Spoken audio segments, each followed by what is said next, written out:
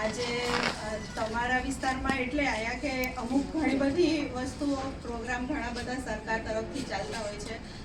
તમને ખબર જ છે ઘણા બધા વર્ષોથી આપણું આયુષ્યમાન આરોગ્ય મંદિર સયાજીપુરા આપણું કાર્યરત છે જ. કોઈક ને કોઈક સેવાઓ તમે લોકો લેતા જ હો છો. કોઈ દવાઓ માટે, કોઈ બીપી માટે, કોઈ મમતા કાર્ડ માટે, રસી માટે, કોઈક ને કોઈક તો તમે ત્યાંથી લાભ લીધેલો જ હશે બધાએ. પણ એના સિવાય પણ ઘણી બધી પ્રવૃત્તિઓ ત્યાં થતી હોય છે કે જે તમને લોકોને કદાચ ખબર નહીં હોતી.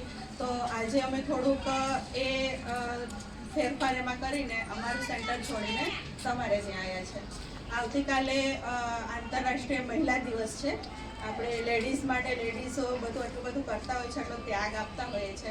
કોઈ ગણે કે ના ગણે પણ આપણે નિસ્વાર્થ ભાવે એટલી ઘર અને ઘણા બધા નોકરિયાત બહેનો હોય છે, તો નોકરી અને ઘર બધું બેલેન્સ કરતી હોય છે. પણ જ્યારે એના સ્વાસ્થ્યની જ્યારે સંભાળ રાખવાની વસ્તુ આવે તો એ પોતાની જાતને પણ ગણકારતી નથી હોતી, ઇગ્નોર કરતી હોય છે. તો આજે આપણે ત્યાં પાયોનિયર મેડિકલ કોલેજ તરફથી મેડમ અને વિદ્યાર્થીઓ આવ્યા છે. સગર્ભાવસ્થા દરમિયાન અને સગર્ભાવસ્થા પછી શું કાળજી રાખવી એના રિલેટેડ એક નાનું નાટક લઈને આવ્યા છે. તો આપણે બધા થોડું ધ્યાનથી અમે જોઈશું.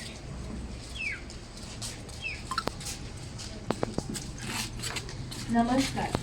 આજે અમે જેમ કે મેડમે કીધું એવું ખૂબ જ મહત્વના દિવસની ઉજવણી કરવા આવ્યા છે, એટલે કે આંતરરાષ્ટ્રીય મહિલા દિવસ. આ દિવસ માત્ર ઉજવણી કરવા માટે જ નહીં, પરંતુ મહિલાની તાકાત, સમર્પણ અને સન્માન આપવામાં આવ્યા છે. સ્ત્રી એક શક્તિ છે, સ્ત્રી જ સંપત્તિ છે. સ્ત્રી એટલે કે મકાનને ઘર બનાવનાર વ્યક્તિ છે, અને સ્ત્રી એટલે ઈશ્વર પછીની બીજી સર્જનહાર છે. એટલે જ આજે અમે કોલેજ તરફથી તમારી સામે ડિલિવરી દરમિયાન અને ડિલિવરી પછીમાં લેવાતી જરૂરી કાળજીઓની માહિતી આપવામાં આવ્યા છે. હું ઈચ્છું છું કે તમને બધાને સારી રીતે માહિતી મળે અને તમને આગળ જતા કામ આવે. આજે આપણે જોઈએ જીવનની નવી શરૂઆત. આ નાટકના પાત્રો છે મીના, જે 7 મહિનાની સગર્ભા સ્ત્રી છે, રાજેશ, જે મીનાના હસબન્ડ છે, શાંતાબેન, જે મીનાના સાસુ છે, અને ડોક્ટર રવીના, જે નોલેજેબલ ડોક્ટર છે. સીન 1. મીનાના ઘરે સવારમાં. મીના ટેબલ પર બેસીને પોતાના પેટ પર હાથ ફેરવે છે. એટલામાં શાંતાબેન રૂમમાં આવે છે એની માટે દૂધ લઈને.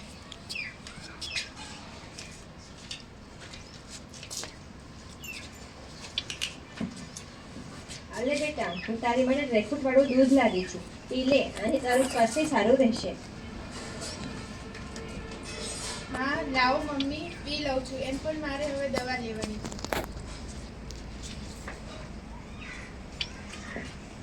થોડી વાર બાદ શાંતાબેન મીના માટે ફરીથી અનાનસ લઈને આવે છે.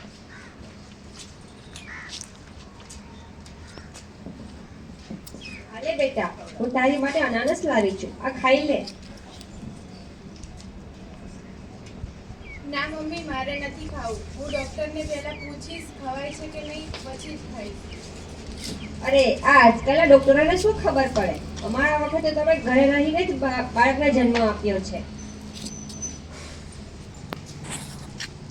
આ વાત સાંભળીને રાજેશ રૂમમાં આવે છે. હા મમ્મી, તારી વાત સાચી જ છે, પણ જમાનો બદલાઈ ગયો છે, તો તપાસ કરાવવા તો જવું જ પડે ને દવાખાને. મીના, તું રેગ્યુલર તપાસ કરાવવા માટે જાય છે? ના, હું રેગ્યુલર તપાસ કરાવવા માટે નથી જતી. હા, અને ડૉક્ટરે સલાહ પણ આપી હતી કે દવાખાને તપાસ કરાવવા જવું એ માતા અને બાળકના સ્વાસ્થ્ય માટે સારું છે. એટલે મીના, ચાલો આપણે આજે જ જઈએ દવાખાને. મીના અને રાજેશ પીએચસી સેન્ટરે આવે છે.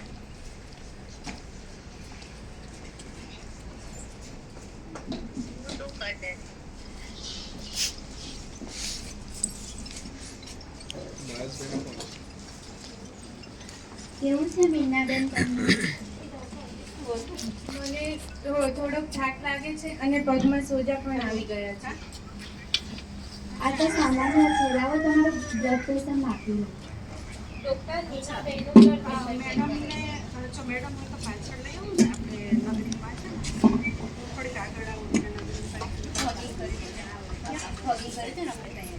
આપણે ફોગિંગ કરીએ ને ફોગિંગ એકવાર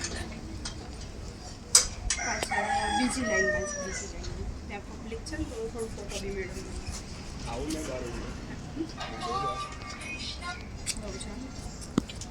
અંદર આવી ગયા સેન્ટર પર સેન્ટર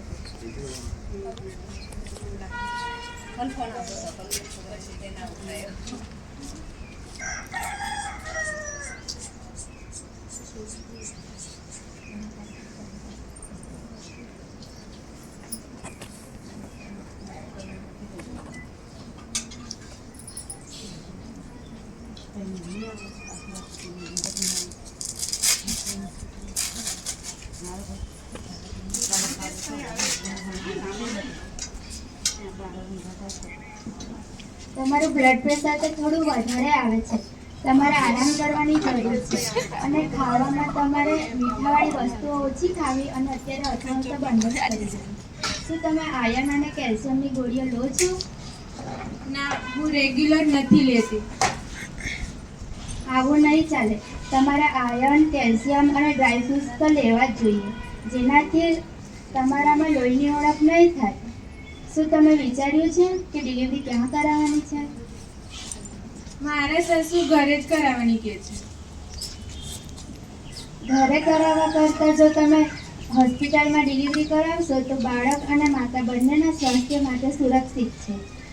જો કોઈ જોખમ આવે ડિલિવરી ટાઈમે તો ડૉક્ટર તરત જ તપાસ કરી દેશે. અને પણ દવાખાને જશો તો ખર્ચો વધી જશે. ના, સરકાર દ્વારા જનની સુરક્ષા યોજના હેઠળ ગર્ભવતી મહિલાઓ માટે આર્થિક સુવિધાઓ મૂકવામાં આવી છે, જેમાં ગર્ભાવસ્થા દરમિયાન ખાવા પીવાથી લઈને તેની સ્વાસ્થ્યની પણ સારી રીતે કાળજી રાખી શકે છે.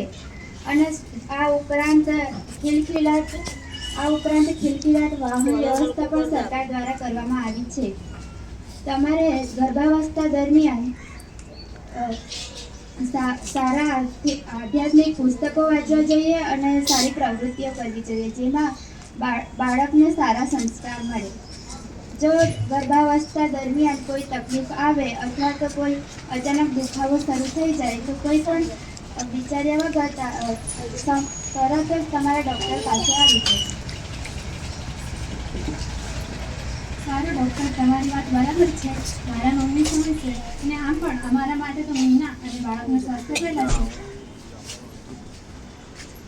સારું, હવે હું રેગ્યુલર ચેકઅપ કરાવવા માટે આવીશ અને દરરોજ ગોળીઓ લઈશ. રાજેશનો સહકાર જોઈને મીના ખુશ થાય છે અને બંને ઘરે જવા પાછળ.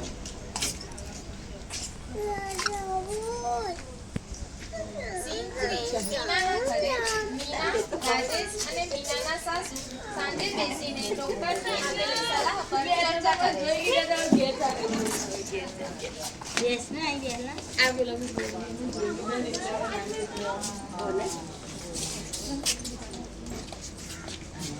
મમ્મી, ડોક્ટરે કીધું છે કે દવાખાનામાં ડિલિવરી કરાવતી બાળક અને માતા બંનેનું જોખમ ઘટે છે. સારું, જો હોસ્પિટલે ડિલિવરી કરાવવાથી તારું અને બાળકનું સ્વાસ્થ્ય જળવાઈ રહેતું હોય તો આપણે હોસ્પિટલે ડિલિવરી કરાવીશું. સારું મમ્મી, તો આપણે હોસ્પિટલ જ ડિલિવરી કરાવીશું, જેથી મીના અને બાળકનું સ્વાસ્થ્ય જળવાઈ રહે.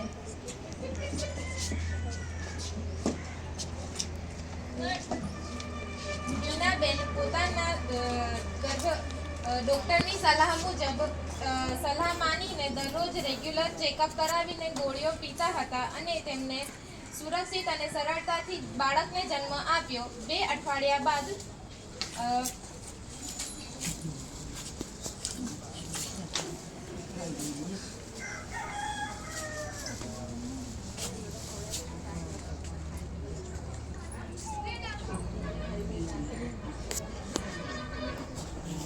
પોતાના બાળક સાથે બેઠી હતી. એટલામાં શાંતાબેન ઉકાળો બનાવીને લાવે છે.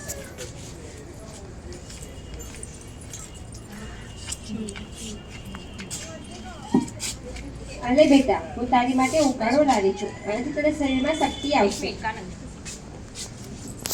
હા લાવો મમ્મી, હું પી લઉં છું. બેટા, હવે તારે ચિંતા કરવાની કોઈ જરૂરિયાત નથી. એક વખત તે સરળતાથી ને સારી રીતે તંદુરસ્ત બાળકને જન્મ આપી દીધો છે, તો હવે તારે દવાખાને જવાની પણ જરૂરિયાત નથી. અમારા વખતે અમે ઘરે રહીને જ આરામ કરતા હતા. આ વાત સાંભળીને રાજેશ રૂમમાં આવે છે. હા મમ્મી, તારી વાત સાચી છે, પણ ડૉક્ટરે સલાહ આપી હતી કે ડિલિવરી પછી એકવાર તપાસ કરાવવા જવું એ જરૂરી છે. હા, એમ પણ મને અશક્તિ જેવું લાગે છે. અરે બેટા, એ તો સામાન્ય છે. સ્ત્રીઓએ થોડું તો સહન કરવું પડે ને. અને એ તો આજકાલના ડોક્ટરોના નવા નાટકો થઈ ગયા છે. બાકી ઘરે રહીને જ આરામ કરવાનો હોય છે. પણ મમ્મી, એકવાર તો ડૉક્ટરની સલાહ લેવી જરૂરી છે ને. ચાલ મીના, આપણે આજે જ જઈએ છીએ તપાસ કરાવવા માટે. મીના અને રાજેશ બીએચસી સેન્ટર જવા નીકળે છે.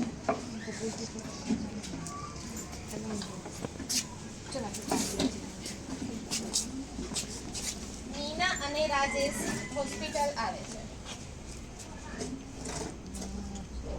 કોંગ્રેચ્યુલેશન્સ મીનાબેન. હવે તમારી તબિયત કેવી છે? મને અશક્તિ જેવું લાગે છે, માથું પણ દુખે છે અને ઊંઘ બરાબર નથી આવતી. અને આ એના સ્વભાવમાં પણ ચેન્જ થયો છે અને ચીડચીડી થઈ ગઈ છે. આ સ્થિતિમાં તો મીનાબેનને તમારે જ સાથ આપવાની જરૂર છે. લાવો તમારું બ્લડ પ્રેશર માપી લો. ડોક્ટર મીનાબેનનું બ્લડ પ્રેશર ચેક કરે છે.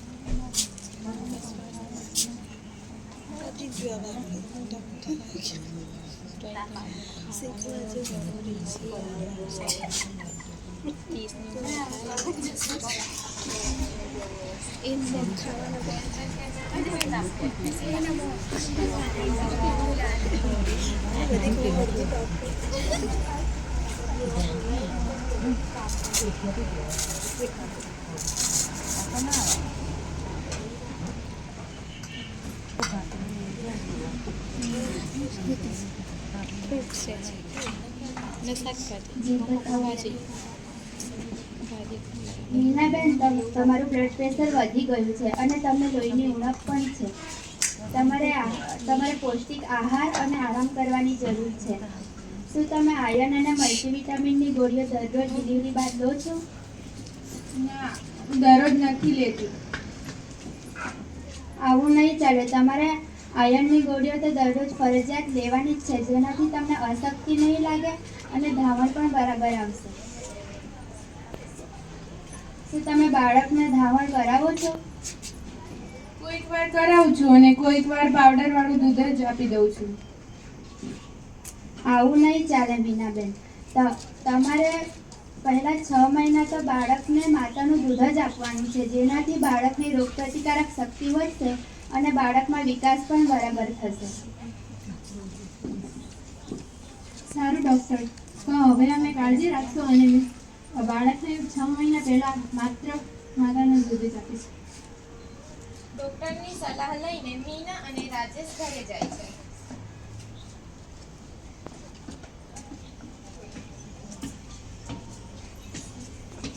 સીન 3, મીનાના ઘરે સાંજે. મીના, રાજેશ અને શાંતાબેન બેસીને ડોક્ટરની સલાહ પર ચર્ચા કરે છે.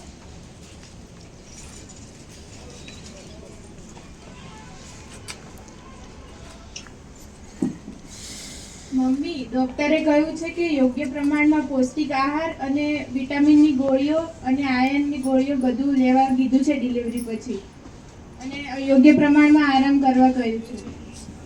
હા, અને ડૉક્ટર એવું પણ કહેતા હતા કે પહેલાં 6 મહિને બાળકને ખાલી માતાનું દૂધ જ આપવું જોઈએ.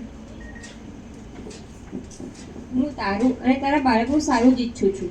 જો આમ કરવાથી તમારું બાળક સ્વાસ્થ્ય રહેતું હોય તો આપણે ડૉક્ટરની સલાહ મુજબ જ કામ કરીશું.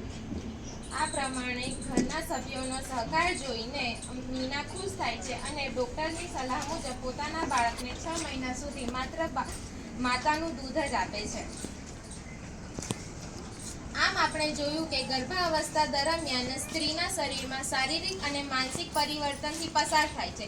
આ સમયે સ્ત્રીને પરિવારના સભ્યોનો સાથ અને સહકાર મળવો જરૂરી છે, જેથી તેને આવનારી તકલીફનો સામનો કરવામાં મદદરૂપ બને છે. તો તમને ઘણી બધી માહિતી મળી હશે અને હું આશા રાખું છું કે આપણે આ માહિતી બીજા લોકોને પણ આપીએ, જેથી આપણા ઘરે તંદુરસ્ત બાળક આવે અને માતાનું સ્વાસ્થ્ય પણ જળવાઈ રહે. હું સૌથી પહેલાં આભાર માનવા માંગીશ સોનલબેનનું. એમને ઘણો સપોર્ટ અમને આપે છે. દર વખતે કંઈક ને કંઈક પ્રોગ્રામ અમે લોકો અહીંયા કરતા હોઈએ છીએ. આ બાજુ આવવાનું અમારે પહેલી વખત થયું છે, પણ આશા રાખું છું તમને ઘણું બધું જાણવા મળ્યું હશે. બીજું હું આભાર માનીશ તમારા સૌનું કે તમે તમારો કિંમતી સમય કાઢીને અહીંયા આવ્યા અને આ વસ્તુ સાંભળી છે અને બીજા લોકોને પણ તમે આ માહિતી પહોંચાડશો. કેમ કે આપણે કહેવાય છે કે સ્વાસ્થ્ય અને શિક્ષિત સ્ત્રી હશે તો આપણું હંમેશા રાષ્ટ્ર આગળ વધતું રહેશે. તો રાષ્ટ્રને આગળ વધારવા માટે સ્ત્રીનો એક રોલ બહુ જ મહત્વપૂર્ણ હોય છે. અને કાલે જે આપણે ઉજવી રહ્યા છીએ આંતરરાષ્ટ્રીય મહિલા દિવસ, એમાં તો આખા ઇન્ટરનેશનલ લેવલ ઉપર મહિલાનું સન્માન ને બધું કરવામાં આવે છે. તો આપણે એટલીસ્ટ ઘરની મહિલાઓનું સન્માન કરીએ, એની ઇજ્જત કરીએ અને એને કંઈ તકલીફ પડતી હોય તો આપણે એની સાથે ઊભા રહીએ. બીજું હું થેન્ક યુ કહીશ આશાબેનોને. એ લોકો બી બહુ જ મહેનત કરતી હોય છે અને આ પ્રોગ્રામને સક્સેસફુલ બનાવવા માટે એ લોકો બહુ જ મહેનત કરે છે. બીજું હું થેન્ક યુ કરીશ બધા સ્ટુડન્ટ્સનું કે એ લોકોએ એક દિવસની અંદર જ મહેનત કરીને આખો પ્રોગ્રામ તૈયાર કર્યો છે. So thank you everyone. Thank you so much.